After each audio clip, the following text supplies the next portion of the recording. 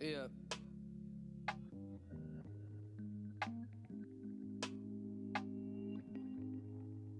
Well, I got a bone to pick like roses. I ain't feeling broken no more. Bought a fist that got spin, I noticed. Talking shit, I wonder through the motives. Wonder who the fuck I'm supposed to be. I ain't worried now until I leave. I'm just trying to ride and feel the breeze. With Test. something bad beside and next to me. Wind in my face. Don't stop now when I feel so great. You can run till you slip on the sidewalk, and the same bone that you pick on break. That's a motif. Yeah. When it's coming right back. So familiar, never been realer. Never felt so damn good where I'm All right. I don't know what it's all about. Guess there's no time like the present. I guess I'll start this by reading the prelude of what I'm kind of about and what I'm trying to do. Fundamental purpose, and I'm gonna pretend like the person watching this video has at least tried to understand my position on free will. So I'll kind of talk about that. The outline of the book and the video of what I'm talking about is around 3 things, and I'm not quite sure on a 4th yet, but it doesn't matter.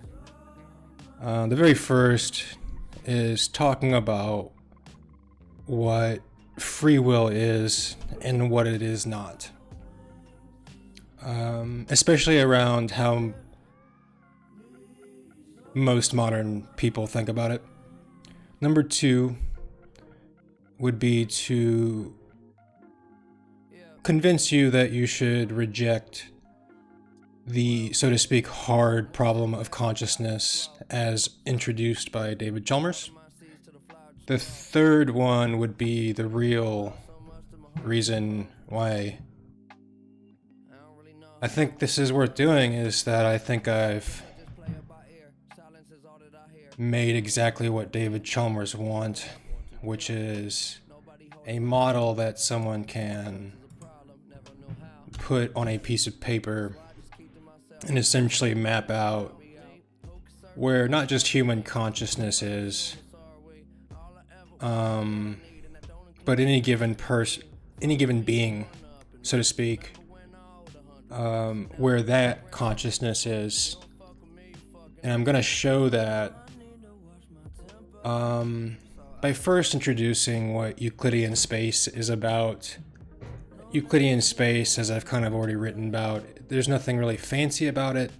All it really means is that it's man's collective knowledge around what we already understand of how objects behave in 3D space. So, for instance, it's just called spacetime in modern day physics. But it's important to outline Euclidean space so that way the observer, or whoever is paying attention to me still at this point, and I don't know why you would be, can at least get an outline of where they are in space. And I think that's ultimately what's truly important here. I think ultimately what I've done is, how do I put it? I've given the observer a model in which to view themselves and the rest of reality completely. And like I said, what I've really done is given David Chalmers what he has set out to get, and what we seem to kind of be spinning our wheels on as a collective at this point. And that is, how can we explain subjective conscious experience? Yeah. So, firstly, I'm going to kind of demonstrate my understanding of Euclidean space. Make sure we have sufficient understanding of that. But before I do that, I kind of just wanted to outline what I'm about.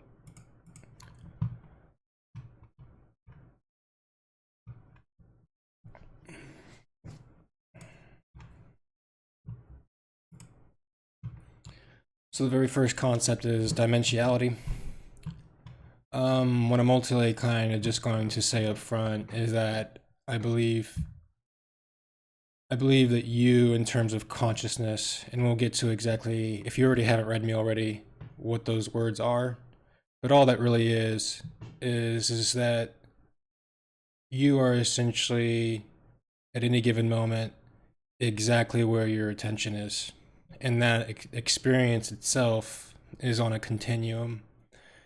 That this there's notions of like determinism or chaotic systems as it applies to this. It really does not matter. What I'm really trying to talk about is your conscious experience as it relates to you, the observer.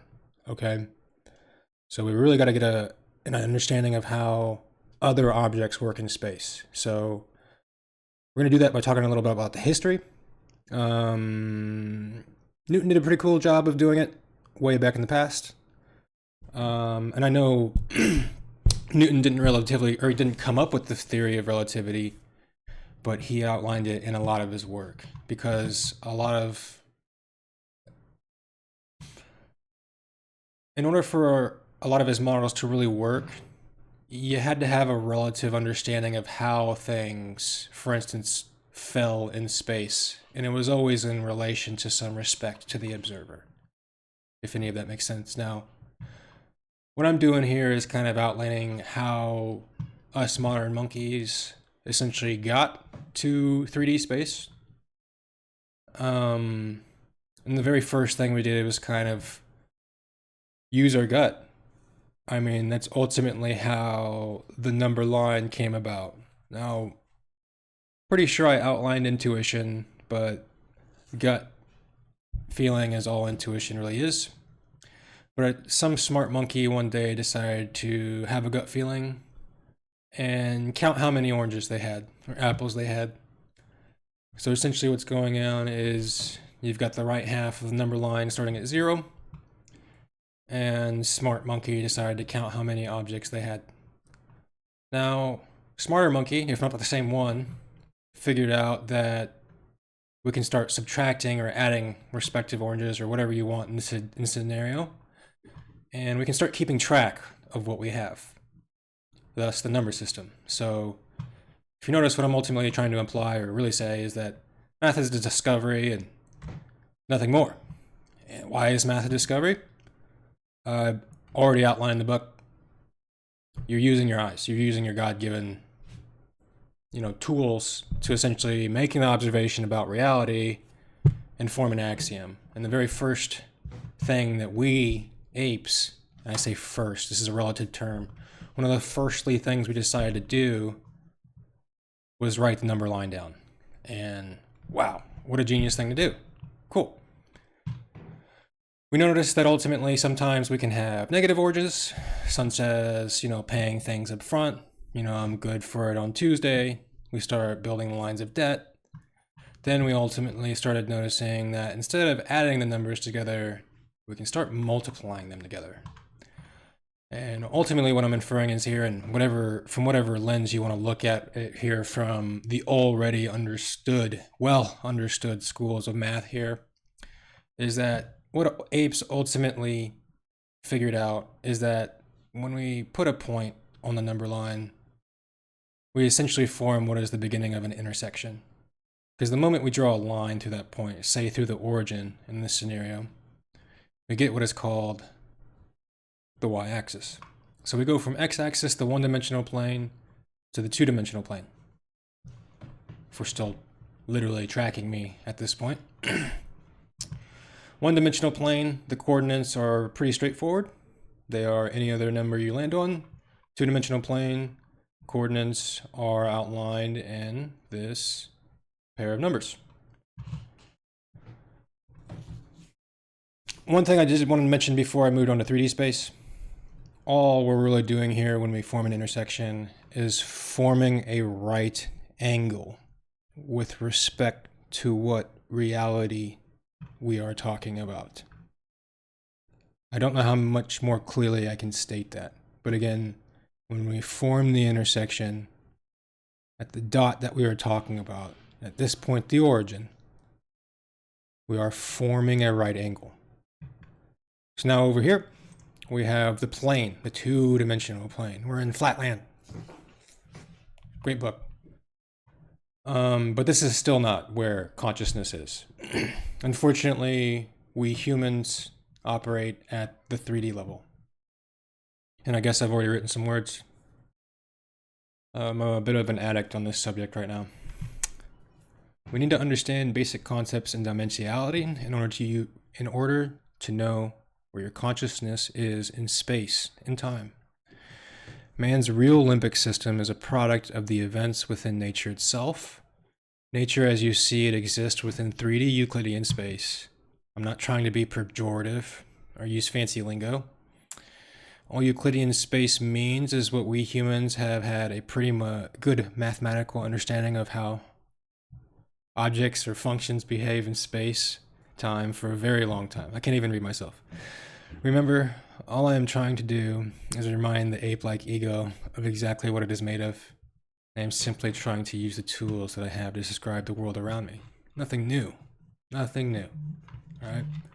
I feel like this is fundamentally essential in order for you, an ape-like person, you're evolved. I hope you accept that at this point, is that we've diverged from, other ape-like species in so many respects. I'm sure I'm getting some of the terminology wrong, but you get where I'm going.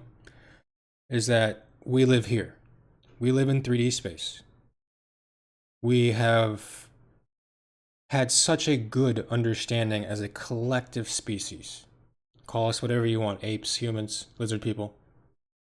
But we have had such a good understanding of we are in relation to each other, physically speaking, for a very long time.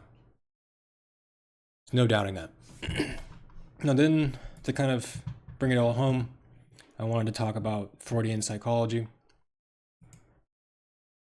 And I am still recording. Gonna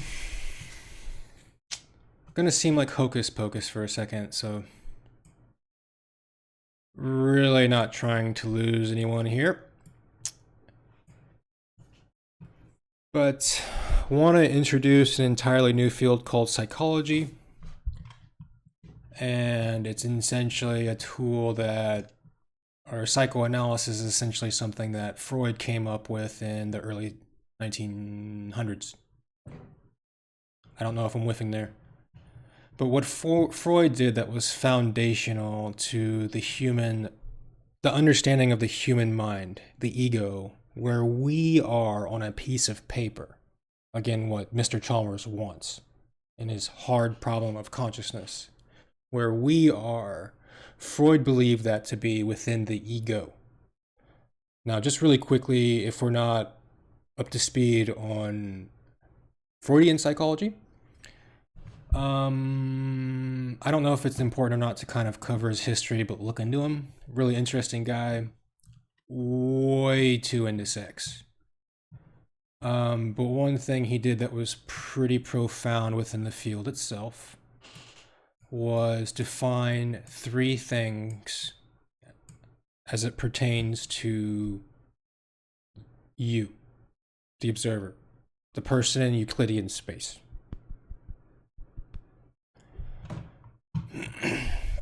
The very first was define the S, or the id, so to speak. And what that is that Freud defined it as primal urges, your basic primal desires. So for instance, the urge to have sex, the urge to eat, sleep, these basic primal responses. He also defined Uber-Ich, the superego. This is your societal ego, as Freud described. And what that means is that there are expectations kind of more or less set on you, the observer, by society, the outside world. And this ego that forms as a consequence of this behavior is called the Uber-Ich in his worldview. Now, you can double check me if I'm more or less getting this right or wrong. I highly recommend you do so in today's day and age. But Freud, I believe, did a pretty good job of redescribing what a lot of old religions have already done a good job of outlining themselves. Um, as you will hear me talk about storytelling, one of the most powerful tools us ape-like creatures have created is essentially to tell stories. But we, as apes, as a collective, as I've hopefully highlighted by now, have read way too much about what is internally implied around the perceived meanings of everything going on around us and the fantastic sciences we're creating at this point as a result. But enough of that. All I'm using this Freudian model to do is to establish that Freud believed that there is an ego. There seemed to be this societal movement at this point to kind of write the ego down. I can't, gosh, and this is going to show just how much of a clown I am in terms of history, but I can't remember if he was post Hitler or not. I can just Google it. So give me a second.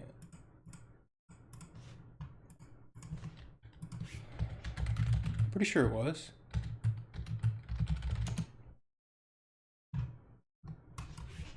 When did Freud...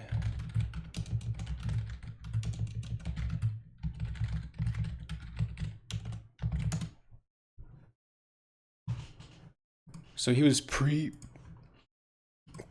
Hitler when he came up with these concepts. Although I'm pretty sure Carl Jung, which I'll talk about, was either during Hitler's time. I'm pretty sure I'm right there.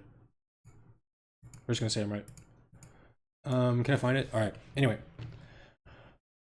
this is the origin. Freud believed the ego to be where you are.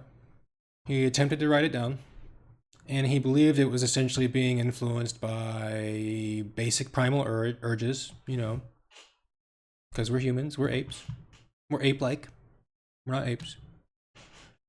And then he also believed it to be influenced by this ego, this perception of society. That, say, this is very straightforward to me. So, for instance, like, we're a tax-based society here in America.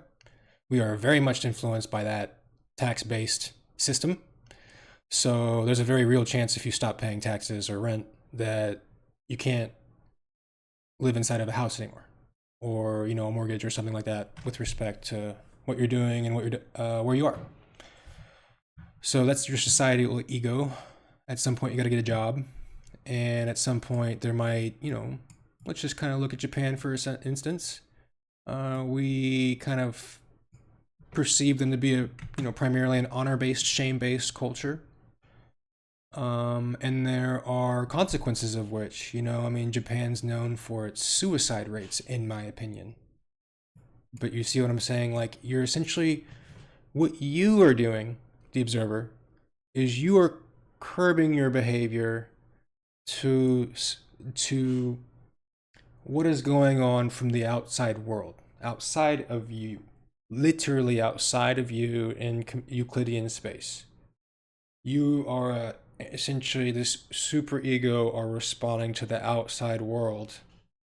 Or your ego is essentially responding to the uber ego. And that's it.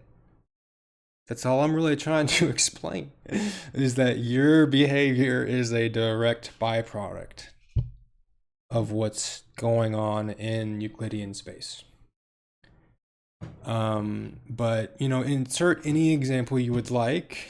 I believe in my why portion, I talked a fair bit about Nazis and how awful that whole thing was, the Holocaust, that is, and how the ego can easily align itself I'm literally using that term literally at this point. The ego can literally align itself with the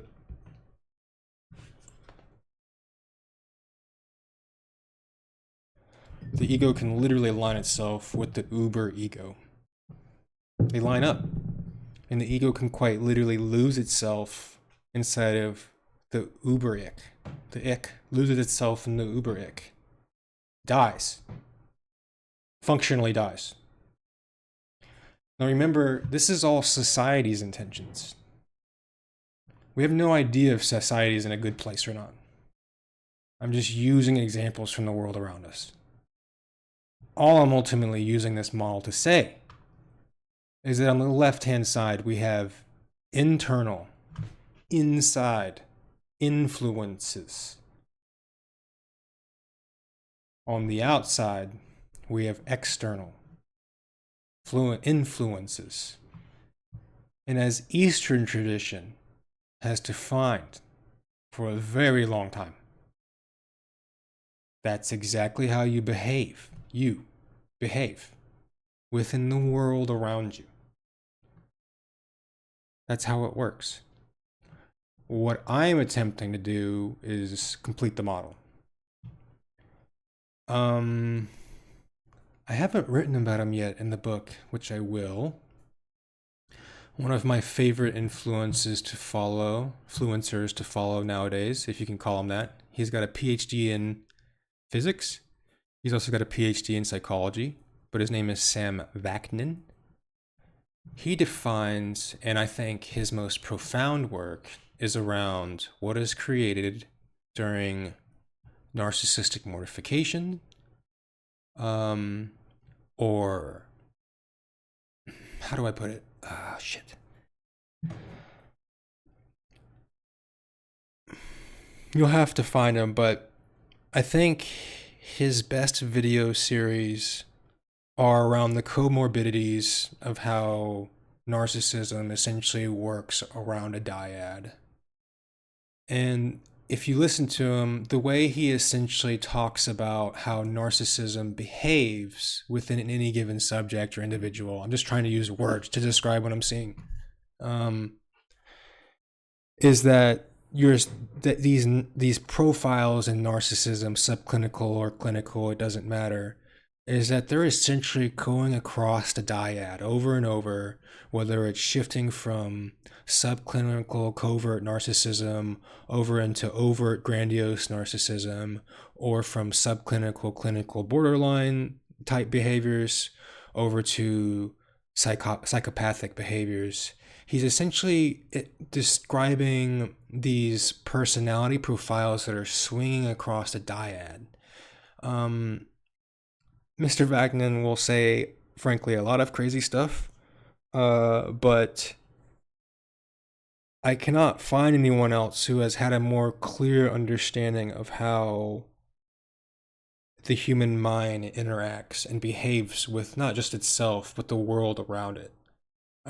Honestly, all these terms around like psychosis, BPD, overt, covert, narcissism, it doesn't really matter. What you're describing is essentially a function that is reacting to the world around it. And he's absolute. So one thing that I just want you to take away from my whole spiel around narcissism, or at least my view on it, is narcissism at the end of the day, as Mr. Vaknin will tell you over and over, it is just a survival response. Please remember that. It is a survival, behavioral based, usually sexually driven behavior response. The reason we say sex drive is because of a whole litany of reasons, but understand narcissism is this profile of humanity that is essentially having a gut reaction and trying to survive in the same way that you would have a gut reaction if someone were to forcibly enter your home and try to steal some stuff, or maybe even threaten your life. Like, there are no right answers when someone's having a survival response, so to speak. There's no right or wrong answers. Okay. But this is how he seems to notice it behaving. Okay. And ultimately, what we notice, or what I think is his most profound claim when it comes to psychology or the field of it in general, is what is produced as a result of the ego's inability to essentially cope with the relative internal or external mechanisms. So, what I mean by that is that he claims that what is formed as a result of an individual's inability to latch on to reality correctly is what is called the false self. His false claim, similar to Einstein in a funny way, was that he believes this is where the field of psychology breaks down. He believes that you can no longer talk about how behaviors function, you can no longer plot them out, because you have lost the ego to the false self. It's aligned itself with the false self. That's the only way that I can more or less think myself personally, to kind of help you, the observer, understand what the y-axis is. Once you kind of go through geometry and you understand that we build the 2D plane and we can kind of see how x's and squares and triangles move about on the 2D plane using, these functions, we notice that the y plane is only ever formed because of inputs from the x plane. Just to kind of quickly brush over that. Now, I'm probably ultimately wrong about these y function input forces. But like I said, what I believe what was most revolutionary in what Mr. Vaknin was saying was this claim of what ultimately happens to the ego. Should it keep going in this hybristical, cyclical type cyclical nature around denial? It's like man has ultimately lost the ability to look inwards and see itself for what it really is. And his claim is that this is where the field of psychology breaks down. And I would argue just the opposite. I think he's completed the model that Freud was trying to complete. I think if you simply, and this term is probably going to change over time, but I think if you simply just assign the bottom of the y-axis as the false self, of which I'm having a hard time drawing, or, a funny term that I like to use, since this is the ick, then this is the ick not. I don't know. But ultimately what this would ultimately imply, and this seems like voodoo magic, but I really don't. Like I said, these terms can change. These are relative terms to you, the person. Where are you on this psychological profile? So let me kind of give you just more examples on the 2D graph before I even get to Z. All Z is time. So once we have time, we can map how you are behaving out in this Euclidean space. And once we got that sphere, we got the model you're looking for as it interacts with the rest of the physical models in the real world. It's really that simple. But ultimately, what I am trying to describe to you is that all you are is a list of inputs. I think it's this thing called the false self, which is essentially something that is formed out of all of these maladaptive behaviors. I think a slam dunk example would be Hitler himself. He is like the king of what happens when humanity begins to entertain its hubris and its own hubris alone. I believe it begins to keep spiraling and spiraling until the ultimate apex, the pinnacle, that singularity event at the bottom is really the no point of return. Notice how once you get, like for instance, I'm just using crude terms to describe what I'm seeing, but say you're below the x-axis, which is where I believe the devil to be, so to speak, Carl Jung's shadow, so to speak. But let's just say you're over here drinking some alcohol at a bar you shouldn't be at. You know what I'm saying? That's basic primal urge. You know, you're addicted. You're fucking deep, man. This is where you are on this paradigm. I guess that's 3 factors. That's the dot, so to speak, on this sphere. That's I'm just trying to paint to you. So this is where, you know, maladaptive behaviors, you're below the x-axis because you're a bad boy. You're in the shadow realm. Keep going to back. That's where you are. That's what happened. And this is an event in time. Let's just say we kind of froze time with respect to you as you tip the bottle back. This is the bad behavior. Call it what you want. Insert your own models of bad behaviors. Call it what you want. There it is. There's the point with respect to time. And you, the person having the reaction, tipping the bottle back. You notice as you form a right angle with that, that is quite literally the interaction of how any other physical science model works with one another. That's how it works. But then again, I mean, this is just hocus pocus. Like I said, the false self doesn't have to be anything. It's just, I think this is psychology's best representation of what happens down here at the you know, informs the base of the y-axis, the absolute bottom.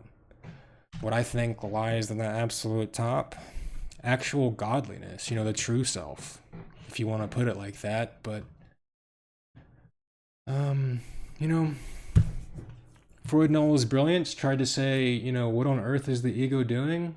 And it seems like Freud could never solve the question of, well, what is the ego doing? It just seems to kind of be bouncing around between primal internal aggression and societal uber-ick-like aggression. And it's just like hotcakes. But ultimately, he could never hash out. It's like, what the hell is this thing doing? And call it what you want. Use terms like consciousness. I don't care. Use terms like ego. But it's just man's relative terms to the time that they're in to explain and put down where you are. The only thing that I need you to accept is that you're essentially a wave-like function. You're essentially on a continuum, having continuous experiences. On a continuum. It doesn't matter if it's closed, deterministic, indeterministic, chaotic. It doesn't matter. This is respect to you. That you are having experiences on this time-based continuum in Euclidean space. This is where you are.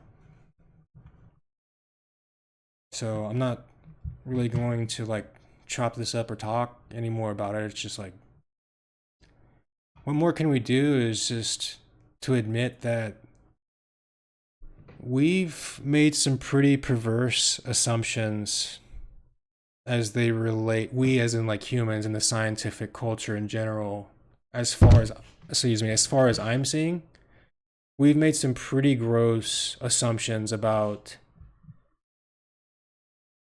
how consciousness is working. And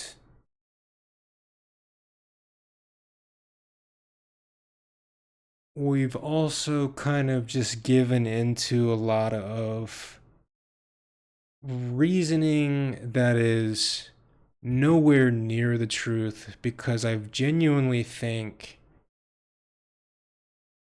we have forgotten how to observe nature correctly. And I think what you are seeing en masse, especially as the zeitgeist gets worse, um, I think what humanity is experiencing is a limbic-based survival response. I feel like you can just apply this model to any observer at this point. Like, if you want to start describing the behaviors of institutions, well, there's your false institution self, and yada yada. Or if you want to start, applying these kinds of behaviors, internal, external pressures to countries, well, there's the country's internal false self. I hope you understand what I am getting. It completes this model for any relative thing that you're talking about, and then you can start really measuring how it is behaving within the world that is given. Excuse me. And pretty much anything that I've said or written about is a long-winded way of really expressing that. Is that we ape-like creatures have really lost the ability to see how science works. You'll see me present the argument that ultimately what we should be shooting for, we humans, you observer, should be shooting for in terms of relevance in your place in the world is a combination between justice, law, and science. Everything else really is just fluff, unfortunately. And there are a lot